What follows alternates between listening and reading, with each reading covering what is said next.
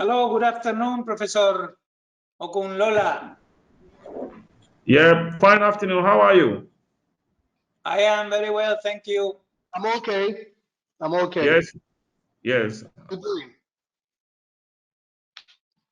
I think you are in you are with your mobile or with two computers, because I see you twice in the image. Oh, sorry. I'm just on one of them. I'm Okay, only then. on one of them. Okay, I'm only then on one of them. the other one I can close, or you can close. Okay, then let me close one of them. Yeah, because if not, there will be echo. Okay, sorry.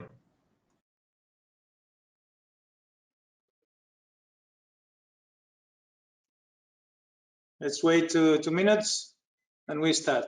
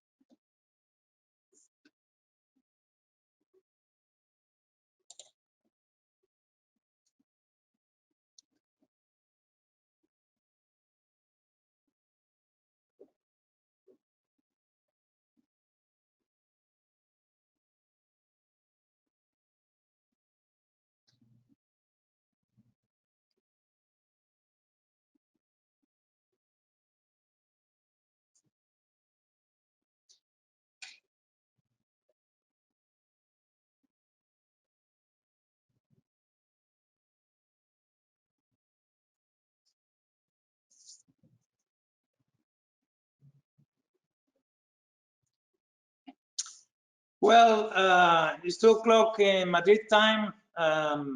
Welcome back to this final conference of the INTERMIN project, and the session number 2 will give us a vision of the future of education and skills in the raw materials sector. And I will like to welcome Professor Olugbenga Okunlola, who happens to be the president of the Geological Society of Africa. He has very good relations with Geological Surveys. As you know, Geological Surveys has done a very important project called Pan Africa, with a lot of training, with a lot to do with INTERMIN. I will now give the floor to. Okay, you can now present your PowerPoint if you want. Professor Lola. All right, thank you. Thank you so much. I'm trying to see how I can share it. If not, I can open it from here, but you are supposed to be the presenter now. All right, okay, but can you see the screen? Not yet. Yes, now we can see. Okay. Now we can see. All right. If you put it in full screen, it's better. In presentation mode, full screen. Down here, yes, that's it. All right. Is it now okay? Is it okay? Yeah, that's perfect. Okay.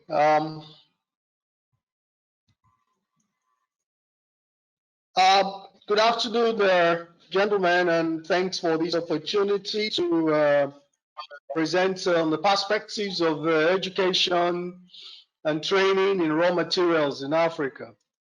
It's a pleasure to be part of this Geological Surveys initiative and INTERMIN. Just like I said, we've had quite a lot of relationship with the PanAfGeo program in Africa, which has been very successful with the geological surveys. So next slide is I'm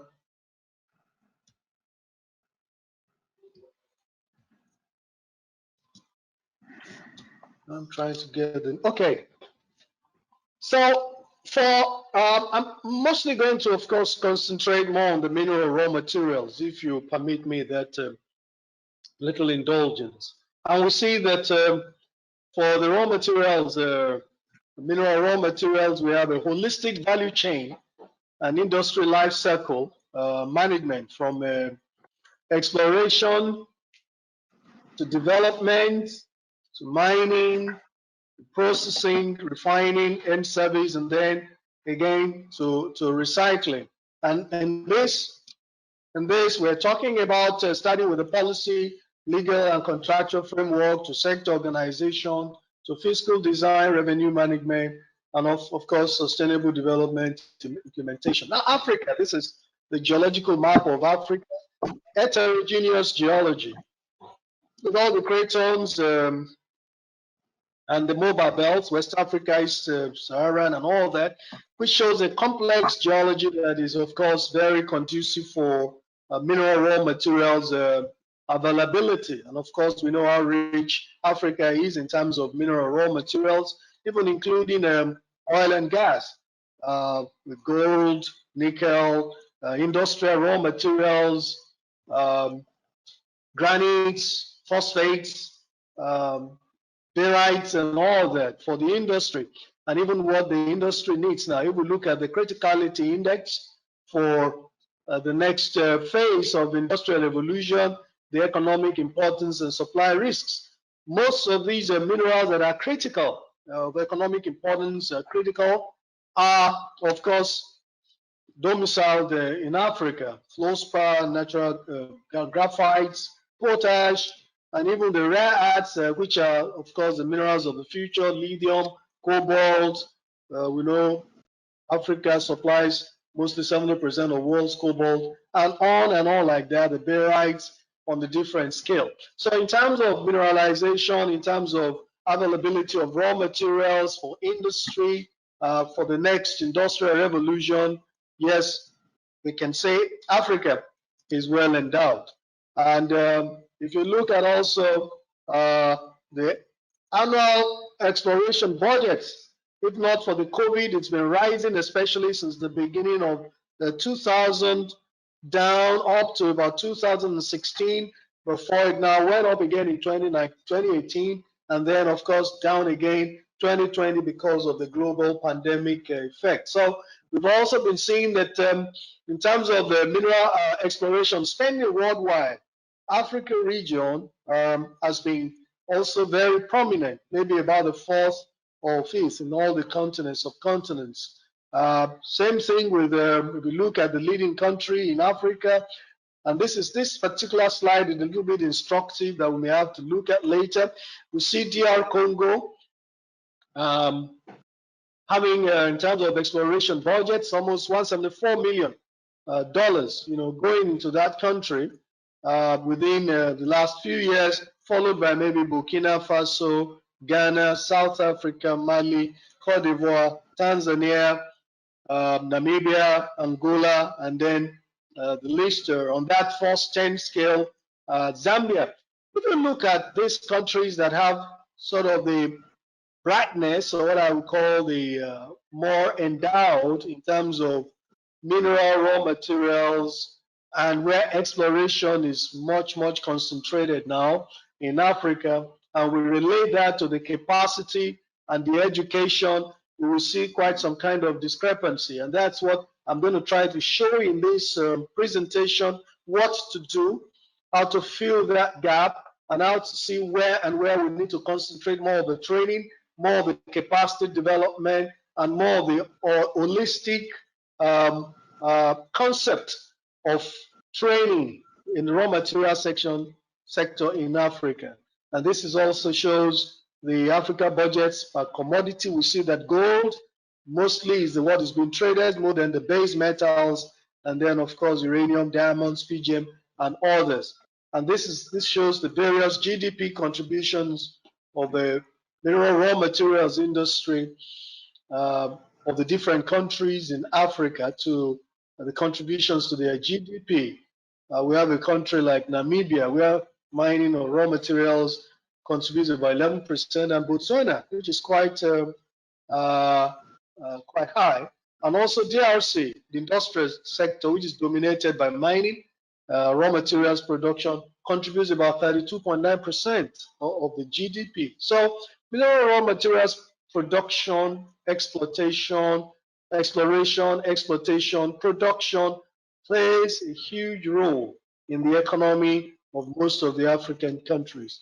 And these are the broad areas that capacity development or African capacity is needed along the value chain. Well, Africa has many geoscientists, and let me say this from the beginning of the training in the 50s and 60s. Let me take Nigeria, for example, the earliest tertiary training institutes in Nigeria, the University of Ibadan, which I currently serve in somehow, has been training geologists since 1960. And this is the 61st year. And there is no year they have graduated less than 30, 40. So we know that since about 60 years, if you multiply by 2 to 40 or 50, sometimes 60 students per year, they have trained thousands. And then that's just one out of about 100 or so tertiary institutions in Africa, with West Africa alone having about 78. So Esther estimates an estimated 60,000 geoscientists or earth scientists, mining engineers, earth scientists, or even mineral processors are in Africa. So you have many geoscientists. You have availability of tertiary institutions, over 100 as at 2018. West Africa alone has currently about 78. But there is a gap. There's little industry competency experience. If you look at the global terminology or global terms of competency for industry, for production, and of course, again, little specialized expertise and exposure on a specific deposit. So for mining, for example, there's inadequate training facilities. For exploration,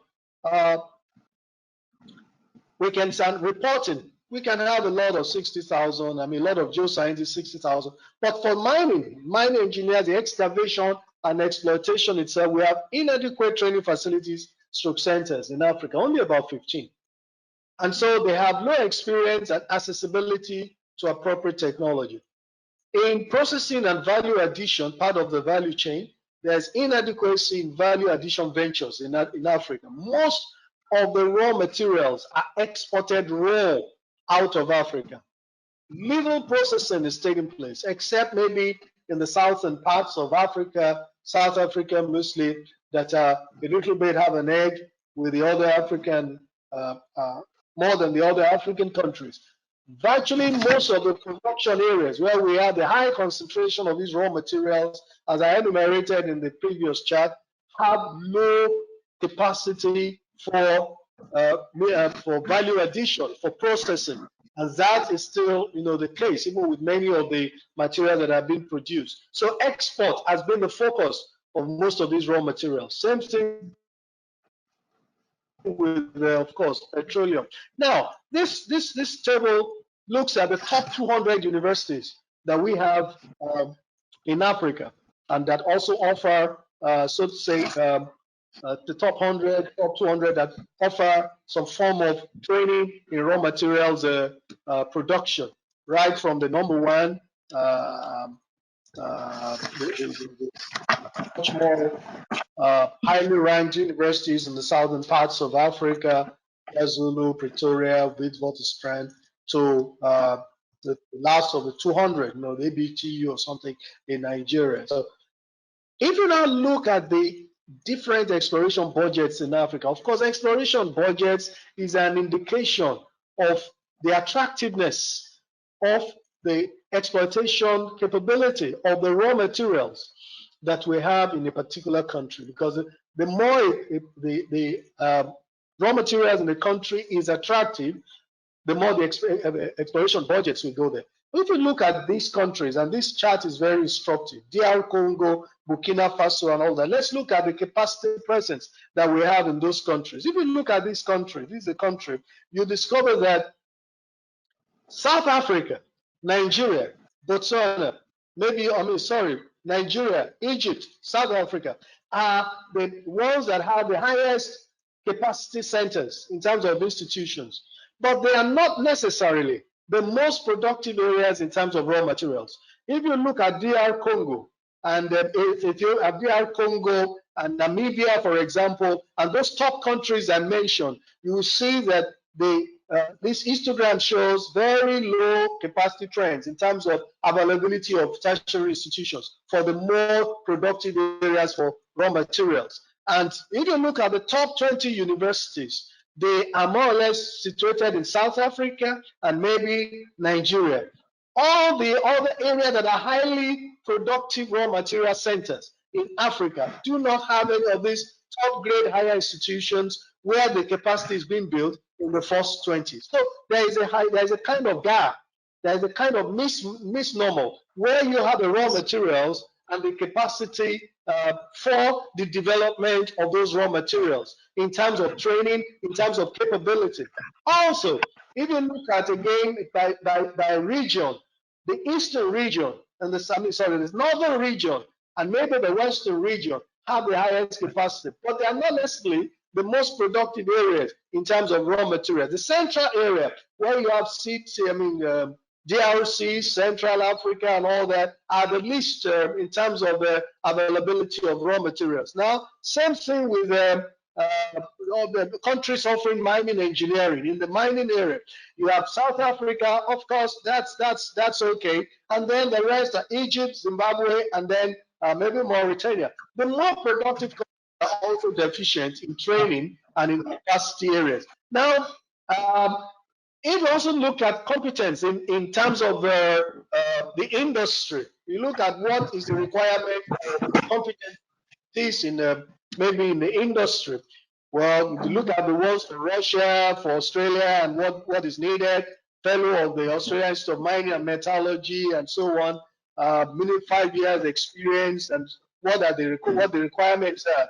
You will see that one of the major requirements is belonging to an RPO, a professional organization, which is a reporting organization for most of these competency requirement, competency, how will I call it now? Those requirements for competence industry.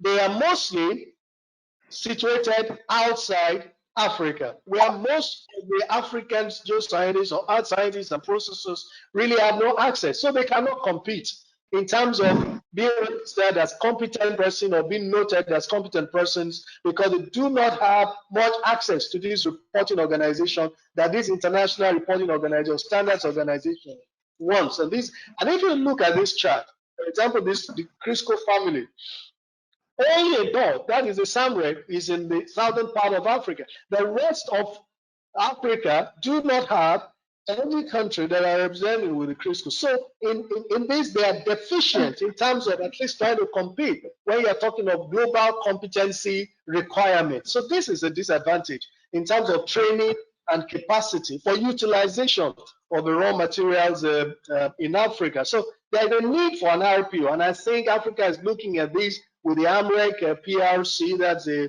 African Mineral Resources reporting standards, and the Pan-African Reserves Resource Code that is now being developed by the African Union. We believe this will be a game changer that can fill the gap. And what is AMREC? It's a comprehensive system for sustainable management of all mineral and energy resources in Africa, comprises both the underlay within African mining vision is this UNFC AMREC, which is aligned with the United Nations Energy Management System, and the PARC comes in between, enclosed within it, within the PAC is enclosed within the UNFC, and then under the umbrella of the African Mining Vision. So it's the first ever public reporting code for entire Africa. This is meant not to reduce the standards, but at least to have accessibility for capacity training, for competency person training, and also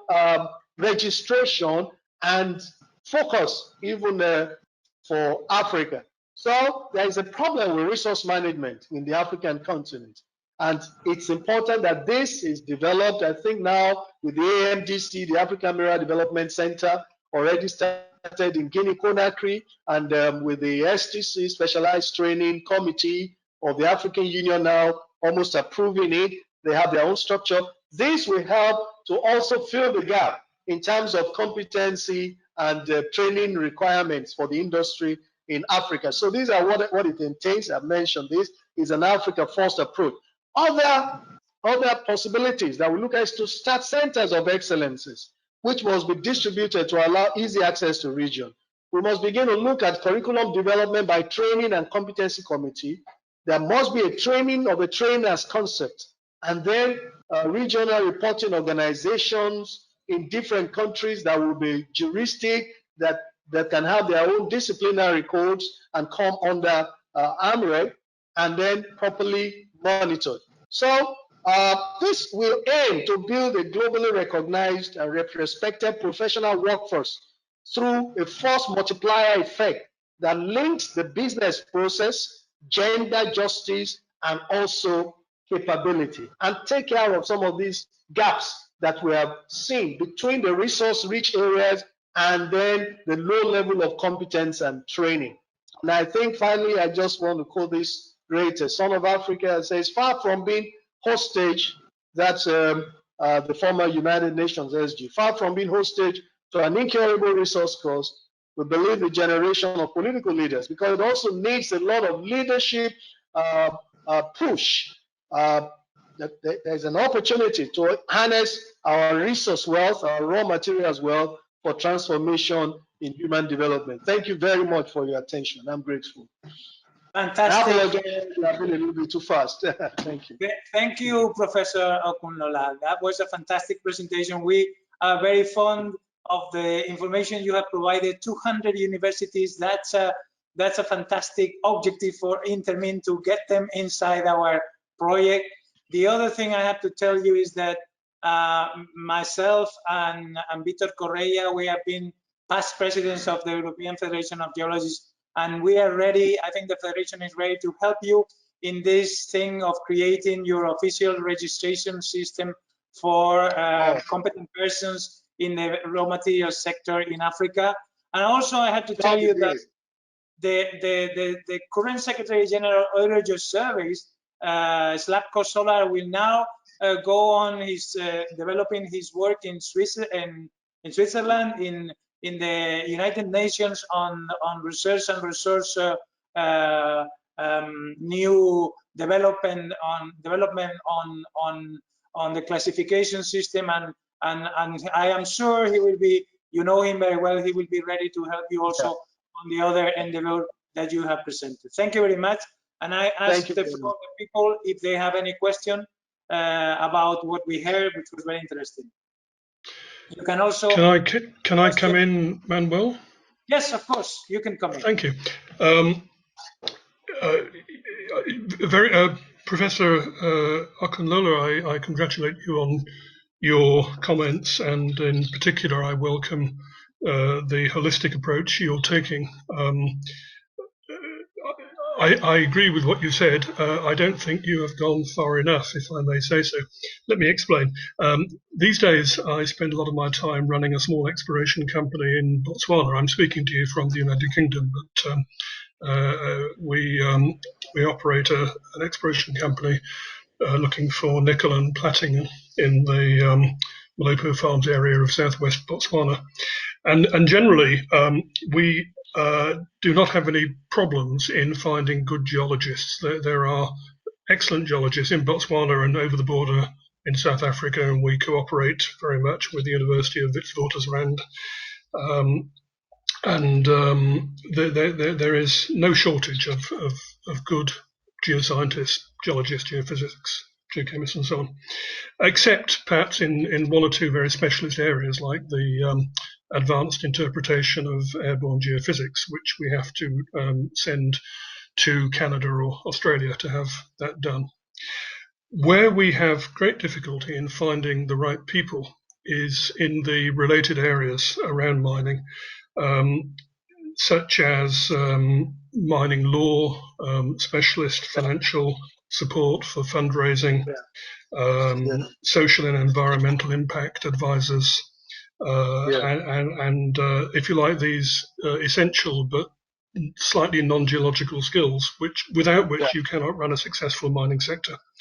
And it seems to me that the university world in Southern Africa just does not address these shortages. So I would encourage you to make your holistic approach even more holistic, even wider, to encompass such things as mining law and specialist financing and so on.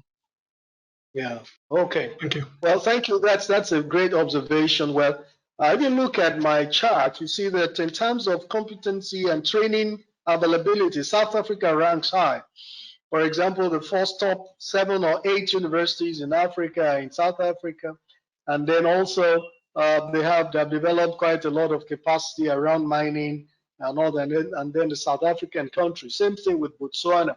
So that may not be a lot of quite issue with the competency, training, availability of competent geoscientists. I'm looking at the fact that SAMREC is there, and they've been doing part of the CRISCO network, which is okay. But if you look at the other resource-rich areas, which we're trying to develop a holistic approach towards, the DRC, the Central Africa, the Eastern Africa, we see quite a lot of this discrepancy. The advantage that's in the South Africa a region is not replicated in some of these other areas.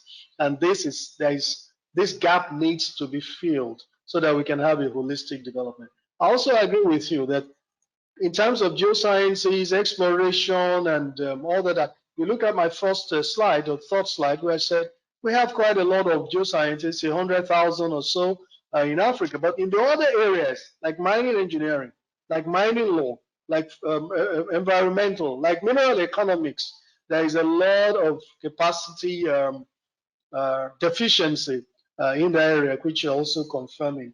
So I think this is also being noted in the holistic AMREC design to see that these gaps are filled. But I'd like to also maintain more of the discussions with you. And of course, Victor is a great friend. He's here, he's already greeting me. And then we're going to do a lot of collaboration. Thank you very much for your observation. I'm grateful. Manuel, thank you. Thank you. Any other question? If you want to make another question, please open your microphone and present it. I just wanted to say one thing. When I look at the African geological and mining map, I see there are a lot of gaps in the mapping. And so there's a lot of places where there are no mines. And I'm sure there must be resources, but the problem is nobody has been there, I think. So one of the things I think, besides this problem of skills below the postgraduate level, that of course INTERMIN is not addressing, but it's an important problem. I think there should be a huge mineral exploration program in Africa, because I am sure there are much more than what we saw in your map. Yeah, they are.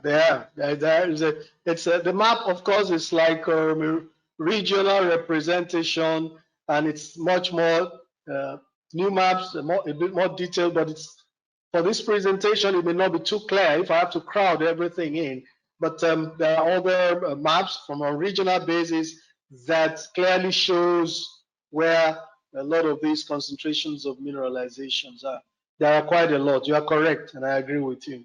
Yeah, but there's a lot of room for collaborations, and I think this is one of the reasons for this INTERMIN, which is fantastic, absolutely. And then we can develop, especially with the AMREC and the development of the standards and the codes and the competency training. We are open to that, and we welcome a lot of suggestions and collaborations.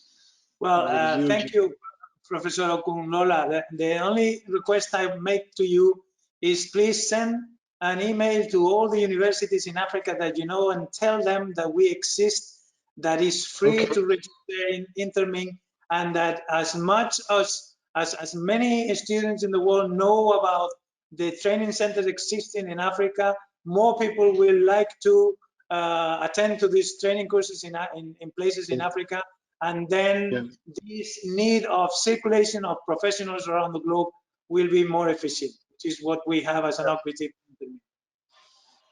I assure you I will try and do that. And also to appreciate Eurogeo Service for what they're doing with the PanAfGeo initiative. It's a fantastic initiative that we hope can continue. It's done a lot of capacity training, but limited to geological survey, but it has made a lot of impact. Yeah. But I'll do this for you. Thank you very much. Well, I have to go on, and I would like to invite Mr. Christopher Keane, who is a member of the consortium and is director of Geoscience Professional Higher Education at the American Geoscience Institute, to give us the perspective of North America on education and training on raw materials. The raw material sectors. I give you the floor, Christopher, and thanks for being here. Thank you very much. So, slightly different approach here, talking about North America. It's a bit more of a macroeconomic view, largely because migration of professionals is really one of the key components, both in the US and Canada, particularly in the resource sector. So I just want to give sort of a snapshot, sort of scale for everyone to understand sort of where this upstream raw materials universe looks like in North America. So if you look at it from an economic activity standpoint, upstream raw materials is about $513 billion in the US and about just short of 30 billion in Canada. In both cases, they're roughly around 2% of the GDP. So these are pretty sizable industries, but not very dominant within the scope of the whole economy. One thing to recognize, particularly in the United States, about half of that value is in the industrial minerals sector. That's a huge component of the US raw material sector. When you look at employment, we have about 675,000 folks in the US that are directly employed in the sector, and in Canada, it's a bit over 100,000. You can see the difference in the percentages of the total workforce. So about 0.4% of the US workforce is working in raw materials versus 0.7. Again, from a labor standpoint, industrial minerals is less intensive in general, and therefore, that's one of the reasons that we see sort of a quote unquote a higher efficiency in personnel.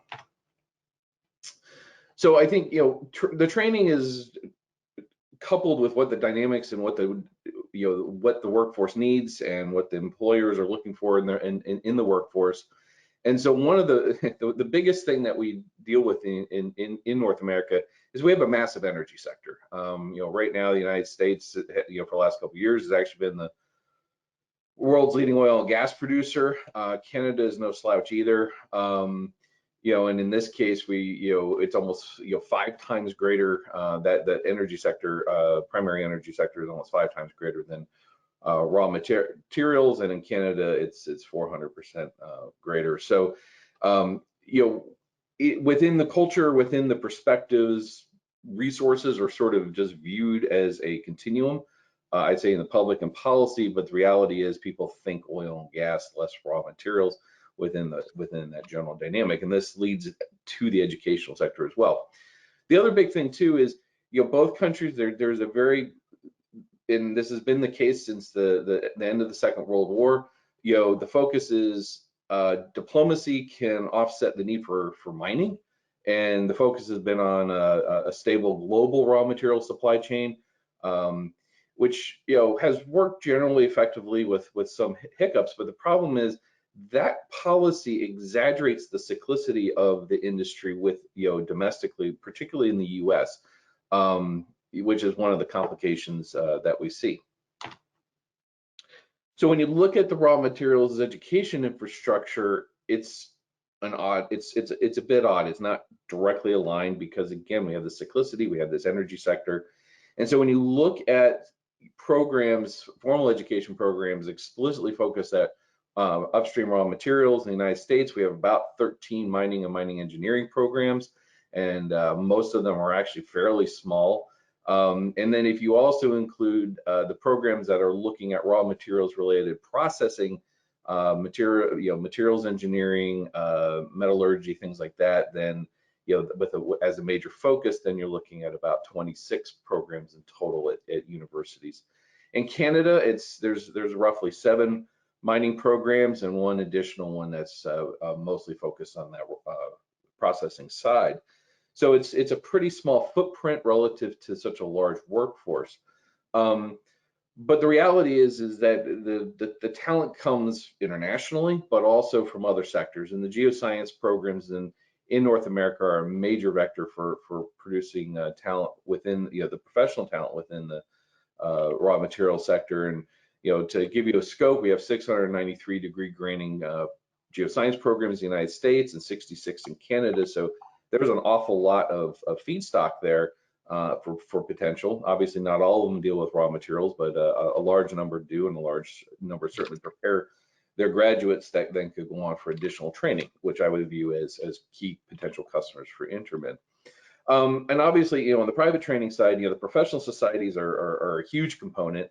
Groups like SME and SEG and ARMA and AEG and these others.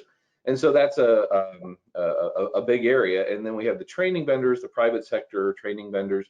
One of the challenges that you see in North America is because the energy sector is so large, a lot of the big training vendors are definitely are more highly invested in the energy side. So we talk about geoscience and just sort of look at some of the dynamics as a major feedstock. One of the key things when you look at enrollments right up to last year, it's been very cyclical, largely driven by the fortunes of the energy industry. Again, there's a perspective on this. We see similar kinds of trends in Canada. So we've definitely seen a substantial decrease in the last couple of years with the energy sector dropping. The biggest concern we have is our first substantive decrease in our graduate students, which obviously is a very important professional space. And that translates, and again, in great concern, we've seen a major drop in our master's degrees granted last year. We're not sure exactly what it is, but certainly in North America, that is the job of employment or the degree level of employment in the geosciences, raw materials, energy, environmental. That's the ideal one. So we don't know what's really happening, but again, if people aren't necessarily finishing their degrees there, there may be some further training opportunities. And just to give you a sense of what the dynamics are looking like, so this is monthly employment in geoscience in the United States. So basically, this includes all sectors, and obviously the raw material sector has lots of support components, which we'll talk about in a moment. But you can see basically since the middle of 2019, we've lost about 100,000 people, 100,000 jobs, and the petroleum mining and geological engineering space is definitely very constrained. Obviously, a lot of that's in the oil and gas area. So we have this contracting direct employment, but that doesn't. But this is leading to a core structural problem that I think we'll want to talk about some. So if we look at by industry sector, one of the other things to look at. So this isn't just geoscientists. You can see that the fortunes don't look great. Oil and gas extraction employment is down. Mining, except for oil and gas, is down, but recognize we have a big coal industry. There's a lot of that's in coal, but the support activities for mining, a lot of those specialty skills we've seen, and most of those again are in supporting the energy sector, both onshore and offshore, and we've seen substantial shedding of those jobs. And part of it is looking, that's domestic support agent, companies. There's a very fluid international flow of talent, and so. As stuff is needed, it's sort of a global marketplace for talent and for skills. And I just want to sort of wrap up and what's our challenge? What's the big issue? So in the U.S. when we're looking at the technical training, the energy sector contraction, we're losing lots of job and talent. And the problem is it's providing a rhetoric that's saying the resource industries is not thriving, and that's absolutely false. It's the fact that there's such a bias to only viewing it in the lens of oil and gas. And when you look at the fact that the U.S. is going to push through an infrastructure bill from between $1 and $3 trillion, and then Biden's 30 by 30 plan on climate change, there is this huge policy drive that's going to really spur on raw materials development in the U.S. We're already seeing substantial investments going in preparation for that. But one of the things, and we're having lots of discussion with the companies and with a bunch of the societies and other trainers, is so we have this big talent pool of technical geoscientists and geophysicists and engineers and project managers, the whole 9 yards, that are coming out of the energy sector, and they're getting a little bit of training from, like, American Association of Petroleum Geologists on, okay, these are your skills, this is how you can try to transfer them elsewhere. But what we don't have is ingress training. So the raw material sector, the environmental sector, which are hiring, they don't actually have a pathway to bring these professionals in, and there's not really a good communication area. So, this is, I think, a case study where, we're a little short, being ready to really address it, but I think is a case area that INTERMIN should be looking at. Because the reality is the raw material sector in North America is reporting substantial talent shortages at all levels, the professional, the technical, and the trade. They're desperate to find these professionals. They'll import them if they need to. But the other problem is there's this big feedstock of similarly trained individuals who we don't have the structures in place to actually help migrate them over into the raw material sector. So again, I think less on some of the very specifics of the nature of it.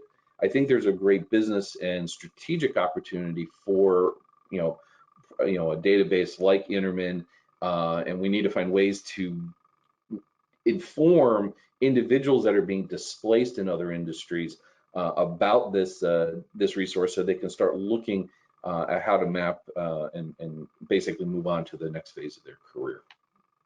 So thank you for your attention, and just a little macroeconomic approach. Thank you very much, Chris. I think you have given us a way forward in INTERMIN, because the problems faced by the North American industry is probably will be the problems faced by the rest of the world industry soon. So if anyone has any question, please open your microphone and ask. Yeah, Manuel, this is Philip. I do have a question, but I'm afraid that Chris has just dropped out.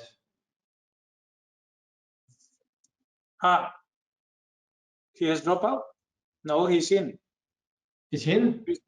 Yeah. He's back. Okay.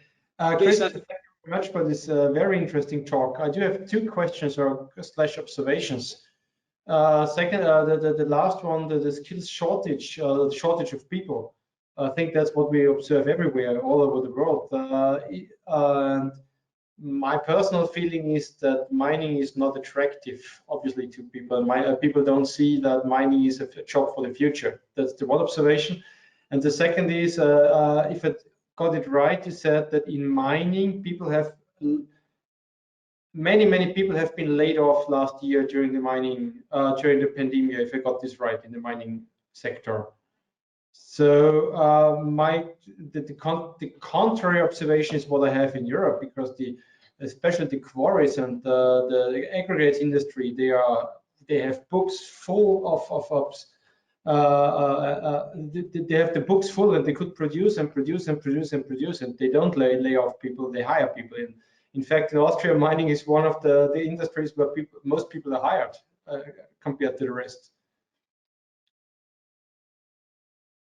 You're muted. Chris, your micro is off. Please turn it on. Can you hear me now? Yeah. Yeah. So yeah, actually in the mining sector, employment's been very good through the whole thing. The job losses are almost entirely over on the energy side, and coal as a niche as well. The problem that you have with the way the U.S. government collects data is they lump oil and gas and mining together. Again, you have a cultural problem of people viewing resources. So I do agree with you about, there's also this perception problem. There's and so whatever. So as they would say, if oil and gas catches a cold, the mining industry in the United States, Canada catches the flu. Largely just because of perspective. So people are not looking at resources. We're seeing this drop in enrollments and degrees, and it's frustrating because they're thinking oil and gas and they're not looking broadly. And so part of our problem, I agree that there are the historical mining is dirty or disruptive or whatever.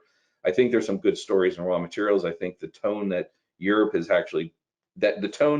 set about talking about raw materials and material cycle is starting to make its way into North America and is changing it, but we just have to get out from under the shadow of oil and gas, and this is going to be one of the key things. Okay, thank you. Okay, any other question? Victor, can you open your microphone and make the questions yourself? Yes, of course. Thank you, Manuel. Thank you also, Chris, for your presentation. I have two questions. The first one is the industry, I mean the mining industry in the US, actively supporting the reskilling and upskilling, because that's a way to deal with these shortages in the workforce. The second question is about cooperation between the oil and gas industry and the mining industry. Is there some sort of instrumental or formal cooperation between those two industries that favor at least recognition of experience and knowledge from one sector to the other? Thank you. So the upskilling issue, so that is very prevalent in the oil and gas side, but in the US mining side, not so much. In the Canadian mining side, yes. Basically just sort of from a historical, some historical perspectives. The other challenge is there is a propensity just to hire from overseas when they need specific skills.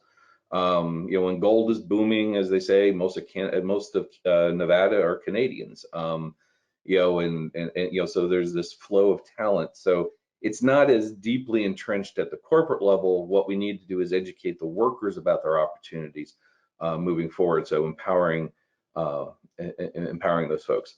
As far as sort of a joint communication process between the energy and raw material sector, no, actually they're very distinct and separate. This has been a real problem. We're actually trying to broker a summit on this exact issue of workforce and basically the energy workforce contracting, the raw materials growing, and how do we get that communication going? So we're hoping in September to have a virtual summit where we're getting industry leaders together and make this public so that we can get the folks that are in those two industries broadly, including the workers, to be part of that conversation. Okay, many thanks, Chris. Okay, so anyone else wants to make another question to Christopher? If not, I will now give the floor to Gracia Olivenza. She is the project manager together with Isabel Pino they work for ASME, the Association of Geological and Mining Surveys of South America, or Latin America, sorry. And she is going to give us now the Southern America perspective. So please, Gracia, the floor is yours. Okay, thank you very much, Manuel. Can I share my... Yes, you are now the presenter. Okay. But here.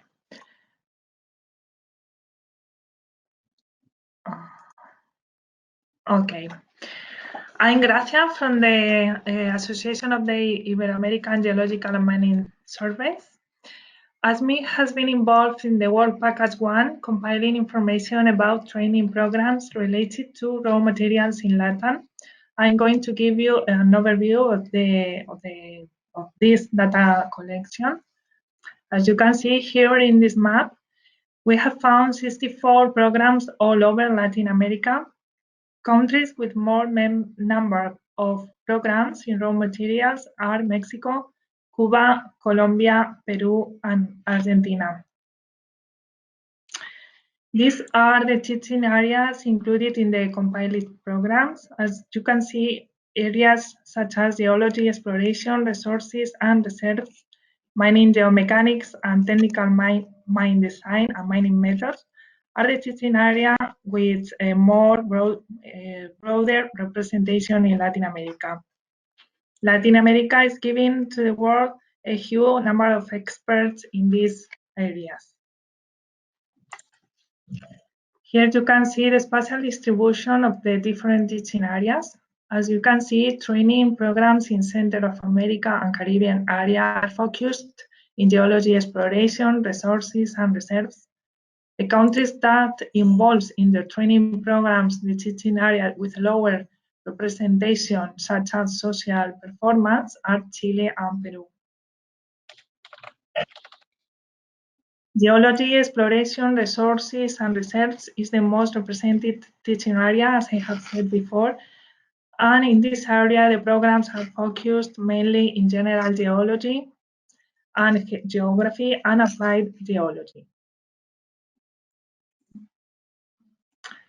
And inside this area, mining, geomechanical, and technical mine design, areas with more representation are modeling, analysis and design, and monitoring ground stability. This is other of the areas with more representation in the programs that we have compiled. And here you can see that sub-areas more represented in mining methods are general mining methods, surface and underground mining methods. These are the main skill gaps in training programs in Latin America that are related to mining services, generic health and social tax, and social performance. As it has been concluded in the researches made in INTERMIN Project, generic health and social tax are expected to increase importance across the raw material value chain. So one of the highest challenges in training programs in Latin America is to enhance the area of environmental and social governance, including communities engagement and communication.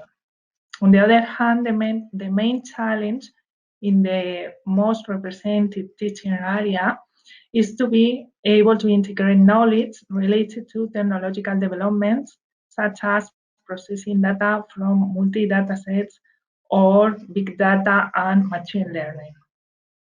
And this is the brief overview of the programs we have compiled. And thank you for your attention. Okay, thank you very much, Gracia. Now, if someone wants to ask a question about the situation of training and education in Latin America, please ask Gracia. I think it's very interesting the different perspective from Africa, North America, and South America. And I think the good thing about INTERMIN is that you can see these things all together in one single place. So, anyone has a question for Gracia? No? Okay, then if there are no questions for Gracia, I will pass the final presentation of this round about the world to Meng Wang, who is president of the Young Earth Scientist Network. Yes, Meng, you have the floor now.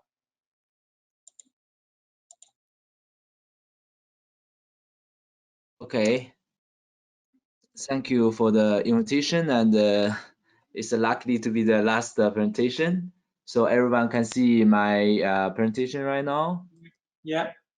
Okay, it's a big honor to invite participate this very interesting meeting. I'm Meng Wang from China, and also the ongoing president of the YES network, and luckily I'm the first professional geologist of the European also. So I think it will be interesting to give some introduction about the professional geologists and also the industry and also the geo-education from China, from the whole Asia region, and to how to contribute to INTERMIN project as a last stage. So firstly, I want to give a very general analysis for the global economic development as we see, and sorry, let me okay. As we see, and in the last year, we are facing a very big challenging for the pandemic, and almost 1.5 year, and the GDP of the for the global was very bad, and we are looking for a better raising of the GDP in this year, also the recovery of the economic. As a geologist, I always give the mapping of the commodity, the price for the commodity, and we can see not all of the price of the commodities is going down, and so we can see what is the future for the economic, and it's a fragile recovery or the uncertain recovery or 10 years crisis. As we see from the 2016, we already met the lowest price of the global commodity until now. And this is a map. We can see the difference of the contribution for the economic for the developing country and developing country and developed country also. This is a data from the IFC, and for the unemployment rate, and also the salary for the young peoples. And we can see this is the price of the commodity index for the last year, and we can see for the petrology, we already met the worst year for the petrology in the last year, and also some other like the mining, like the base metal, and is coming to raising. So we can see even during the pandemic, we also can see the slowly recovery of the economic. And this is an example. This is the impact for the global supply chain. And we can see we have an interview from the PwC, and they say around 68 of the investors respect their supply chain in China will return normal, and around 96% of the investors they are looking for the return for the normal business in the 3 or 6 months. This is an example for the demands of the iron ore for China, and the China iron ore imports raising 11.2 in the last year, and of course most of from Australia and some other countries. And this is outlook of the GDP for this year, and we can see in this year all of the organization countries is looking for the strong recovery of the economic, and this will be a very big opportunities for the geology, and also for the mining industries as well. And we can see in this year the emerging and developing country in Asia, and we can see a very big recovery of the GDP raising. So what is we have the challenging for the geology in the last 10 years, and we are also met the most difficult year in the for the last year. But for my review for the map of the GDP and also economic recovery, we can see there's still the opportunities and the challenges for the geology. And we can see this is a new map for the historical highly surprised for the copper. And of course we have some other maps to show the recovery of the. Sorry. Okay, the recovery of the strong recovery of the oil industries. So and I try my best to do the faster.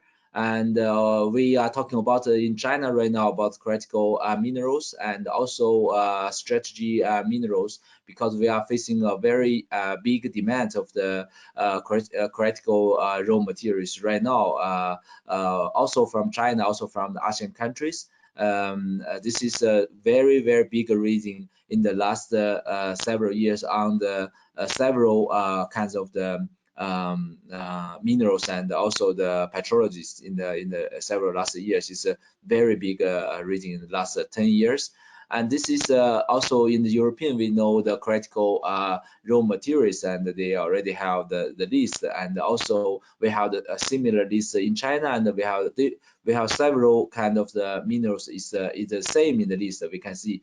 And this is the list for several of them for China to import from other countries. We can see for the critical strategy minerals, we have very strong demands from the other countries. So we can see the connection, and also the minerals industries is a very, very strong connection for the global business.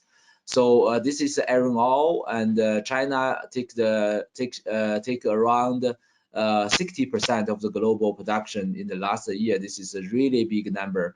So we will have a big demand on the iron ore, of course. So this is also give the opportunities, and also the challenges for the geologists in China and also in Asian countries, because we need to more international working for the iron ore, but we are also facing the challenging for the international traveling, and also the global business is also facing the challenge due to the pandemic. We are very strong linked with the Australia, and also Brazilian, also Indian, some other countries for the iron ore we can see. And this is also several others.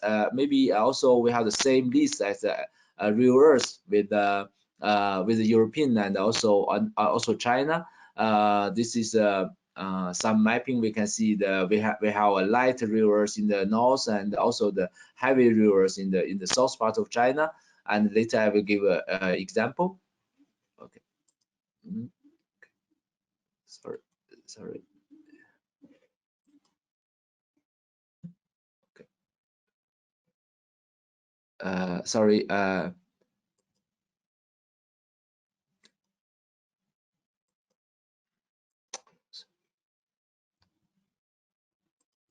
Sorry, I need to turn off my presentation again. Don't worry. Okay. It will work.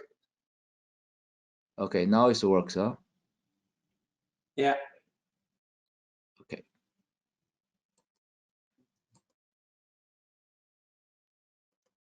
Okay.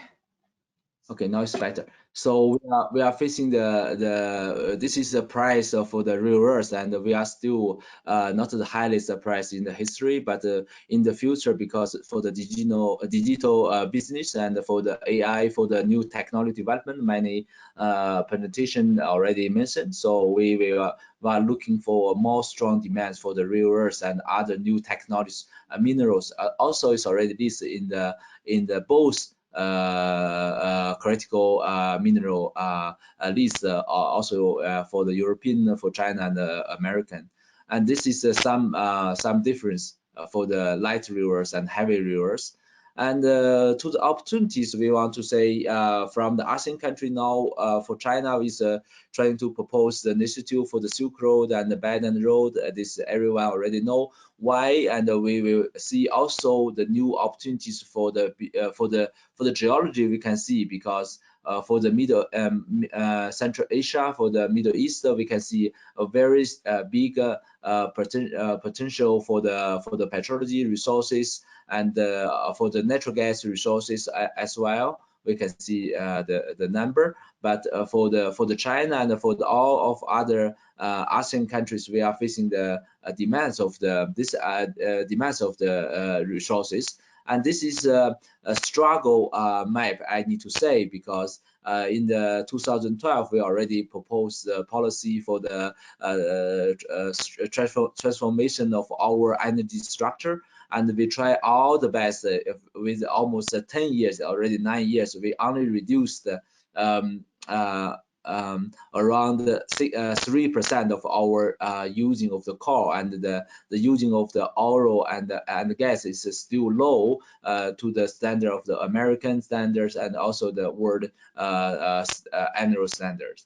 And also we can see, we can know the new agreement for the RCEP, and is more strong linked with ASEAN country and also the Australia, New Zealand, India, and China. And this is all of the developing and developed countries in the Asia and the Pacific regions. So, and also they have very strong, very interesting sectors for the business and for the mining industries, because we can see many demand, very strong big demands for China for the RCEP countries, including the Australia and also Indian, of course, also ASEAN countries.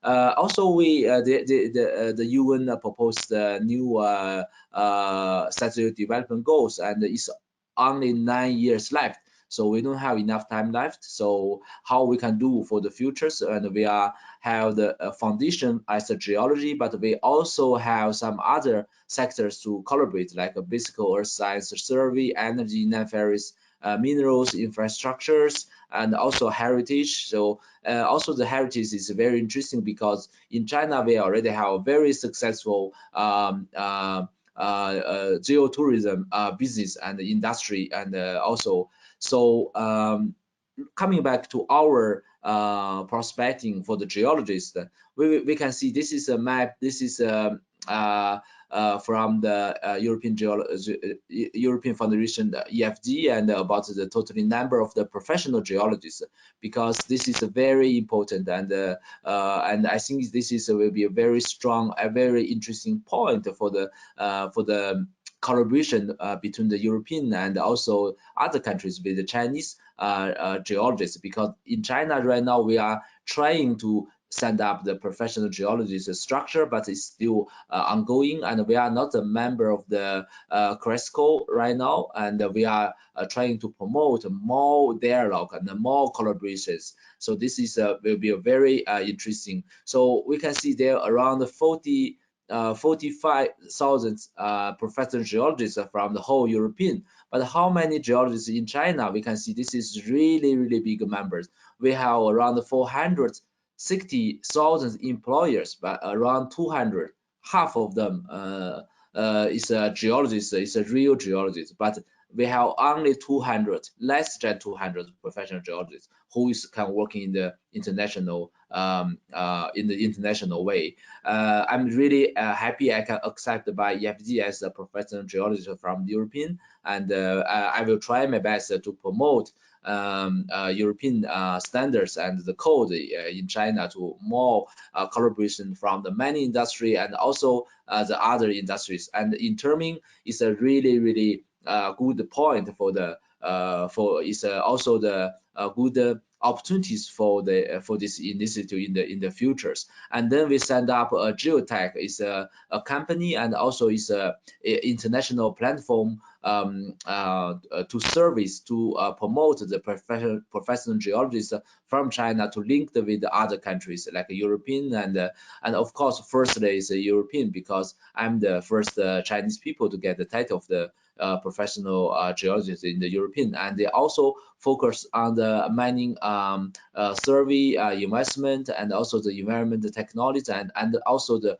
urban regions. We already have some project like the mining project in Australia, and also the green mining using of the tilings, and also the green mining in the real earth. So this is a good opportunity also for not only China, but also for us to working together in the futures. So I think that we will find a way for the collaboration. We have the many successful keys, because due to the pandemic, we know we are facing some challenging, but we know the international collaboration is so important. So we need stand up the dialogue between the different countries, including the Asia and also the European and also American, North American, South American, because this is a really big challenging and big opportunities for all of the geologists right now. So we will become the core for the recovery of the economic, for global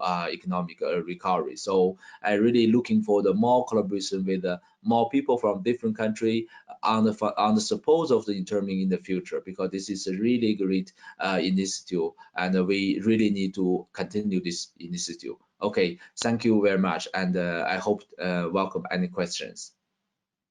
Thank you very much, Meng. That was an excellent presentation. I think you gave me a good review. Now I have to change. So when I was in China some years ago with the Chinese Geological Society, they told us that there were 150,000 geologists in China. Now you're saying that there are 260.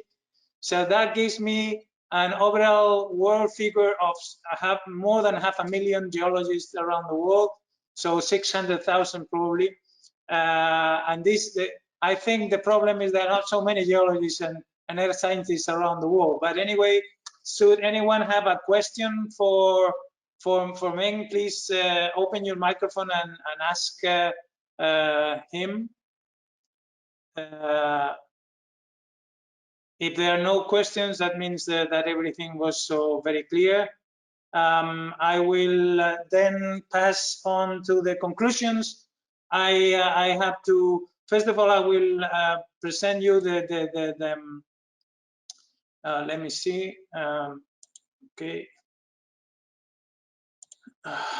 Present you the results of INTERMIN here. Manuel, sorry, this is Victor. Can I make a question to Meng while you are preparing your? Of course. Meng, so good to see you here first, and thank you for your presentation. Second, I believe since you have all this international experience, my question is, do you have this perception that the recognition of your qualifications is important to work in other countries? Or it's enough to say I have a geological degree made in China, and that will also open the doors of non-Chinese companies? Because you mentioned examples in Australia, so I'm curious to know how did you solve these problems of movement? Thank you. Okay, thank you. Very happy to meet you and Victor and also other friends. Yes, in fact, in China we have the different code and the different standards for the professional geologists before. That's why it's not accepted by the CRESCO, the UN Standard Commission for the resources. So, and then I worked in the very international mining company as a beginning of my career, and then I collaborate with many geologists. So this is a experience for me, and I think the training and the training course, especially for I get a lot of training course for our partner companies, like my company. We have a sectors brand in Australia. It's MMD, so it's a very international, and it was a very big copper mining company. So they give a lot of training course for the Australia code. So also I worked in other countries, like you know already. So we get some training. I got some training course in the international companies, and I worked with professional geologists there. So I started to learn for that. So I think that for the basically education for the geology in China is not enough for the economic geology and for the mining industries. It's have a big gap for that. So we really need how because as a code is a language for the engineers. So we need to speak in the same code, then we can understand each other. So I really agree, and I really suggestion why we continue the INTERMIN, because we need to have the same we have training and education for the code and for the standard of the geologists, because this is very important for global mining recognition and collaborations. Thank you. Okay, any other question for Meng? from anyone on the floor or any other question in general? I will be very, very brief because I think we have presented here today everything that has been done in the project, and also I believe that INTERMIN has been the seed for some other things that are happening. We were the first. I can show you that what we promised at the beginning is this is what we promised to the Commission to do, to map skills and knowledge, to identify gaps, to develop a roadmap to improve skills and knowledge, to develop common metrics, develop a comprehensive competency model for employment, establish common training programs, and create a long-lasting network. This is what we promised. And this is important. If we compare these objectives with what we've done, you can see here that we've done everything, and some of the things are novelties around the world. For example, the international qualification framework for the raw materials sector is the first one done everywhere. The skills catalog, something that nobody has done before. We have identified, of course, the gaps and emerging needs, and then we have designed how to cover these gaps. And on top of that, we have not only created one network, but we have created two networks, an European one and an international one. So I think that INTERMIN has covered all the very well, all the, as Laura said at the beginning of this conference, has covered all the objectives that we were supposed to achieve, and that we have done on top of that things that were not written in the grant agreement. So I would like to end this before giving the floor to Laura, because it's been a long day, although we are very well on time, only theoretically half an hour or 3/4 of an hour. I would like to show you the last video we have done. Let me see if I can present this.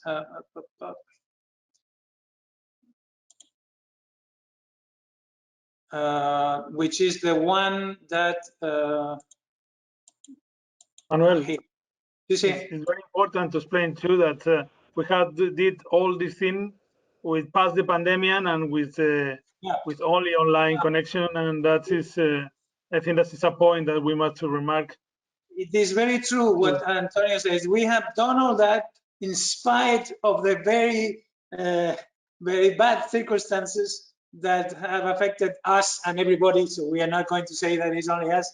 But the good thing is that this project is one of the things that we have been doing these years, and during the last year, of course, the pandemic has made us do everything online and make a lot of video conferences and do like everybody else. But in the end, we have all learned from this, and the good thing is that some of the results of the project point towards what we've been doing. That training will be online in the future, and that many things will be the system of the industry will be digitalized, and that there will be more automatic intelligence, etc. So some of the things that have happened to us have served to the purpose of the project. Let me show this last video that is the premiere of this video you're going to see today. I am Susana. Recently, I started working on my first job as a mining engineer. It is very exciting, and one of my first projects is focused on using out-of-use mining shafts to generate geothermal energy. My name is Cristina, and I love being a geologist. Working outside, close to the earth, it's discovering something new every day. I have always been interested in sustainability and the environment, and using INTERMIN has helped me enhance my education with the best programs available. Finding them would have been so much more difficult without the portal. Today, I am going to get some rock samples from a quarry in Madrid. I am happy I heard about INTERMIN because it has helped me find the right education.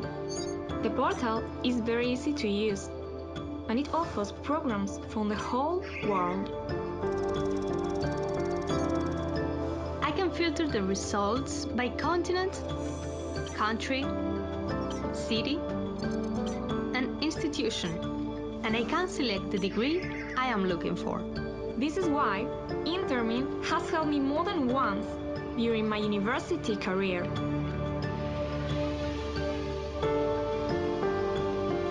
I used INTERMIN to find my university education, and once I got my degree, I found a master studying abroad, also with the help of the INTERMIN portal.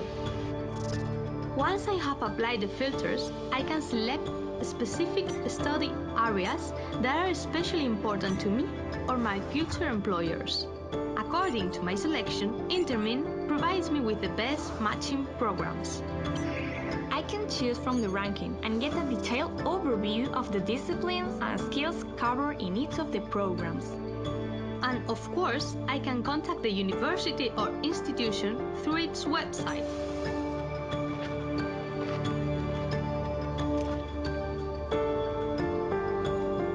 INTERMIN has helped me find my future. INTERMIN helped me get the job of my dreams. It helped me acquire the skills I needed, but also, quite literally, INTERMIN also features a separate search function to find your dream job.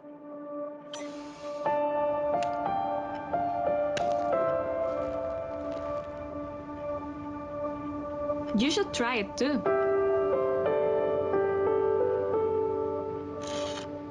INTERMIN. Find your future. Okay, I hope you liked our last video, and I hope that this last video helps people to find their job, to train as everywhere in every place in the world, and that the INTERMIN portal helps people, because as we have seen, there is a lack of trained people, that there is a need to change the chip on training to the new technologies, and there is also a need to change that chip in the training centers, in the faculties and schools of mines all around the world. So I hope this project sets the pace for the future.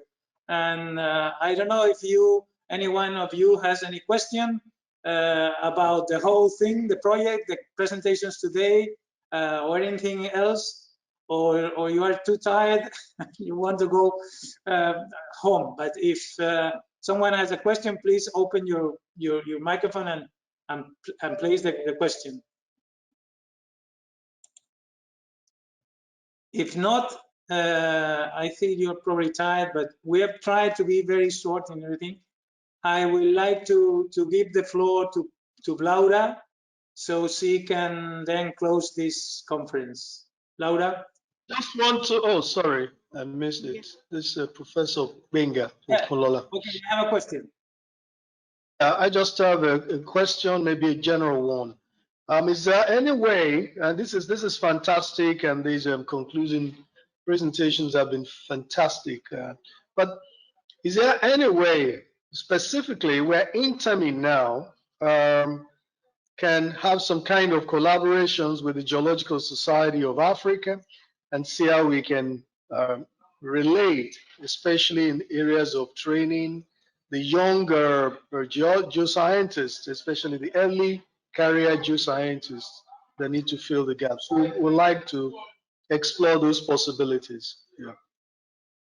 Well, if I have to answer that as a coordinator, I can tell you, yes, INTERMIN is ready to help anyone interested. The first thing will be to join INTERMIN as a training center.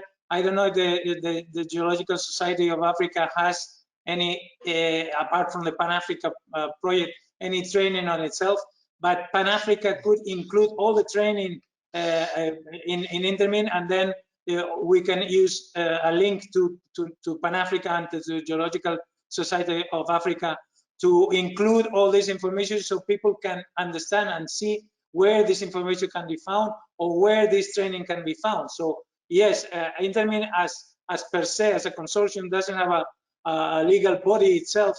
When we design, after the project ends, I think the project will be hosted in the School of Mines of Madrid, and I'm sure the School of Mines of Madrid will be ready to sign MOUs with the Geological Society of Africa. But that's great. Pachi will tell you. Okay, that's fantastic. Thank you so much. I'm happy with it. Thank you. Yes, yes, Professor. I will be very glad if we could collaborate with you and increase the collaboration with Africa through your society. So thank you very much for your offer. Thank you, Javier. Thank you. Okay, then more questions for the floor or for anyone? If not, I again give the floor to Laura, our officer, to close this meeting. Thank you very much, Manuel. Well, I can only add congratulations for this successful work. I think today, through all these presentations, reflects the good results of INTERMIN. I really hope that this work is used in Europe and all over the world, and the networks you created with all this database could be maintained over years, so you could have more and more collaborations with universities and schools and support really this networks. I think it's very, very important and very not only important but useful. So it's useful for the young people to find the right trainings, to find the positions, jobs positions where they would like to develop their professional activities. So really congratulations for this great work. And as you said, in spite of pandemic, you are one of the brave projects, because we have also other projects indeed who did very successful work. Even the pandemic put lots of obstacles, and I would say that also INTERMIN did extremely well work over this period. So it could be seen your commitment, enthusiasm, and wish to do this this work successfully and to support the young generation. So I think it's absolutely great.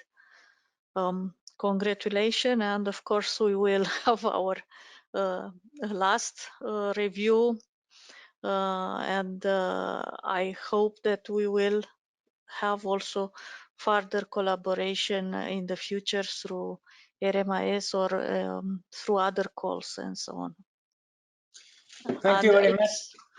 What it's pity, it's because the event it's online. I think were excellent presentations and could be more alive, more active questions and so on. But through internet, I think it's a bit difficult to look as enthusiastic as the work was done. Thank you very much, Laura. I will ask now the people to open their cameras to take so Krishnan can take us the official picture.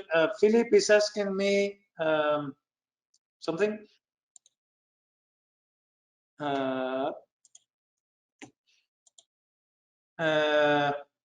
Okay, now I will reply to Philip afterwards. So if you open your videos, we'll take a picture, official picture of the second session of the conference. And of course, thank you very much for attending, for the presenters, so for the extraordinary well presented and the incredible information included. I can add to this that we will place this on the INTERMIN website, all the conference and the PowerPoints. So if anyone is interested, because the information is fantastic, I tell you, I think it's going to be useful for us and for many other people.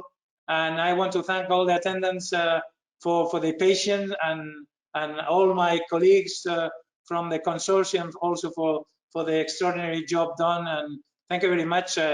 We will call on you for the final presentation with Laura in September. Thank you very much to everybody. And Manuel, I'll take a picture now. Just one second. Oh. So yeah, 1 second. Okay. Done. 1, 2, and 3. Yeah. Okay, done. it's mine. So thank you very much to everybody, and see you soon. In principle, let's see if we can see us in person sometime in the future. Yeah. Bye bye. That will be good. Bye bye, everyone. Good to see you. Bye bye. Bye bye.